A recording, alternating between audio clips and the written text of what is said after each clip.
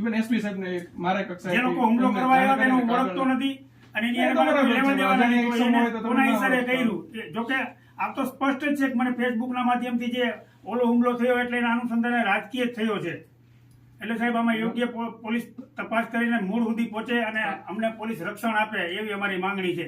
હું તમારી માંગણી છે એ યોગ્ય કક્ષાએ કલેક્ટર સાહેબ ને એસપી સાહેબ કક્ષાએ પહોંચાડી. આવા ઘટનાઓ ન બને ને એવી જ અમારી ઈચ્છા છે. બસ અમારે બીજે કોઈ હારે વાદ વિવાદ કે કોઈ વસ્તુ નથી. એના મમ્મી આજે 3-4 વર્ષ થયા પથારીમાં બે બેનું છે દુખી અને આ ભાઈ એક જ છે દીકરા તરીકે.